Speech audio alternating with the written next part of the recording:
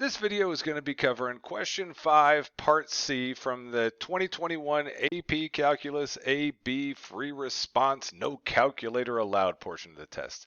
I cover A, B, C, and D all in their own individual videos, so if you want to see solutions for the other portions of this problem, feel free to check out my other videos.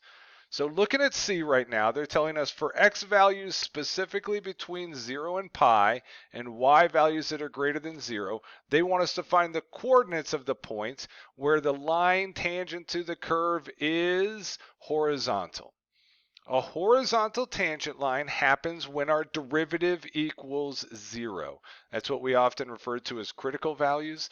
So we need to find when does our derivative equal 0. So we'll start there. We go up, and conveniently they gave us our derivative equation already, so even if you couldn't do that implicit differentiation back on part A, you at least can use their work. So you would say 0 equals y times the cosine of x over 4y minus the sine of x. The first thing we'll do here is just take advantage of that 0 on the other side. We never solve for a variable on the bottom of a fraction, so we would always want to multiply this stuff out to get it out of there. And sure enough, when we do that, the 0 on the other side is wonderful because 0 times anything gets us 0. So we get 0 on this left side, and now we have y times the cosine of x on the right side. Normally on a problem, there's that, you've probably heard it a million times before, factor it, set it equal to 0. And they've kind of done the factoring for us here. The advantage of factoring is when we have two chunks being multiplied, we can break this up now into two smaller bite-sized math problems. So whenever that first chunk equals 0, that would give us 0 for the whole equation. And also when the second chunk here equals 0, that would give us 0 for the whole equation. Well, this is kind of done, and as we look back, remind yourself to always check when they give you parameters about your x's and y's, make sure you check them when you go to look for answers. So they told us y had to be strictly greater than 0, not equal to 0, so we can throw that out. That's not a possibility. Coming to find that cosine value, the cosine of x, that's going to come from our unit circle. So we better know the unit circle like the back of our hands going into this test. Ones and zeros always come from what I call the corners of the unit circle. So at 0 here, we've got the point 1, 0. At pi over 2 up top, we would have the point 0, 1. At pi over here, we would have the point -1, 0. And then down here at 3 pi over 2, we would have the point 0, -1. So remember when we look at our unit circle, the x's and the y's from our unit circle come from the cosine value and the sine value. The cosine value of your angle gives you your x value. The y value comes from the sine of your angle. So on this problem here, we're looking specifically for when does the cosine equal 0, which is saying when does the cosine have a 0 in that front spot right there. So we're looking for an x value of 0, and so that would happen at pi over 2 would be a possibility, and down here we have a 0 at 3 pi over 2. Well, we probably only want one of those, so again, that tells us go back and check what they told us about x. So x has to live between 0 and pi. So between 0 and pi is that portion of our unit circle. And so that tells us that 3 pi over 2 wouldn't be what we're looking for, that we'd have to be using pi over 2. So out of there, we would find out that x is going to equal pi over 2.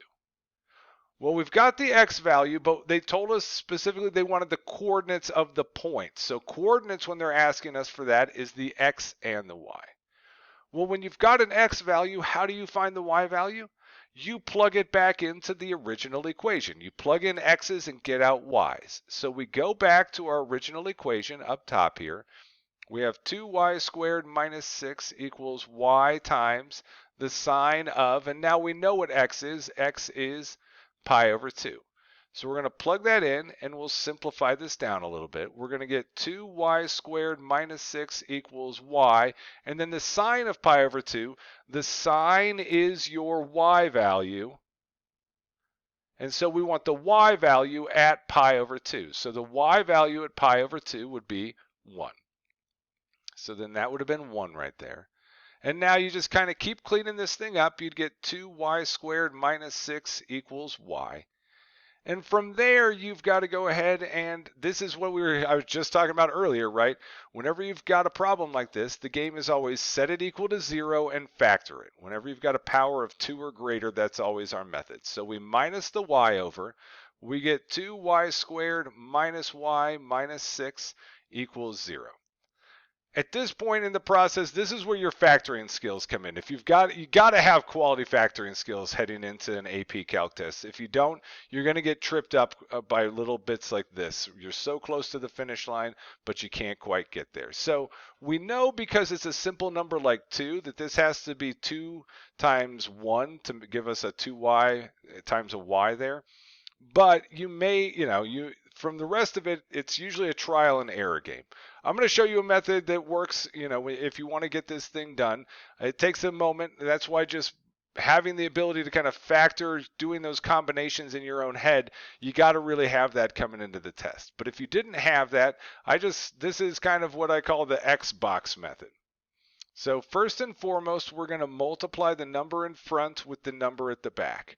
So then out of there, we end up with 2 times negative 6, and that's going to get us negative 12. And then from that, we're looking for what adds to this number in front of the middle here. So what adds to negative 1. So we need to find 2 numbers that multiply together to give us negative 12 and add to give us negative 1. So again, it's about how quickly you are at doing some division problems, really, some multiplication tables. So this could be 1 and negative 12, that doesn't work. Negative 1 and positive 12, that doesn't work. Skipping to the punchline here, you'd end up finding that negative 4 and positive 3, when we add those together, that gives us negative 1. So now what we have would be a negative 4y and a positive 3y. So there's the x portion of the Xbox method. And then we come and do the box piece of it. So down here on the box, you're going to go ahead and you're going to put the front term, 2y squared, up in the front. You're going to put your back term in the bottom right corner here. And then you're going to put your 2 pieces you just found in either other place on the box. It doesn't matter where. So negative 4y I'll put there, and 3y I'll put there. And now what we're going to do is we're going to factor out of this. We're going to factor up and we're going to factor left. So pulling out from this portion, the most I could pull out of there would end up being a negative 2. I could pull out of both negative 4 and negative 6. Moving from this section, the most that I could pull out of there would just be a y. I could pull a y out of y squared and a y out of the bottom one. Then I also want to work this direction. So I work over here and I say, okay, well, I could pull out a 2 and I could pull out a y from both of those pieces. And then on the bottom here, I can pull out just a single 3 from both of those pieces. And so in the end, we end up with y minus 2 and 2y plus 3. And so that ends up giving us our factored equation. Again, ideally you got to be quicker at your factoring and can do it on your own, but if you need to, this is the Xbox method. It works every single time, and all of that is equal to 0. And so, like I said earlier, the reason we do that is because now we can kind of pull these 2 little math problems out, and we say whenever 2y plus 3 equals 0, that's a possibility, and then whenever y minus 2 equals 0, that's going to be a possibility. So we keep solving these to get y by itself. So minus 3, I get 2y equals negative 3. Divide by 2, and we end up with y equals negative 3 halves as an option. And then the other one's much easier. Just add 2. We get y equals 2. That's going to be an option. What do we do, though? We always have to check what the limitations were on those variables. So y had to be strictly greater than 0. So we know that y equals negative 3 over 2 can't be a good answer. And so the only one that works is y equals 2. So you would pull this all back together to give them your final point, your x and your y that they're looking for here. So our x value we got out earlier, that was pi over 2. Our y value we just found was 2. And so that right there is going to be the final answer for part C. Thanks for watching my video. If you liked it, please click that like button and subscribe.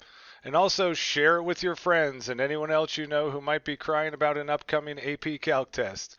You can find more videos from me, more sample AP Calc questions, and my complete AP Calc study guide over at my website, apcalcprep.com.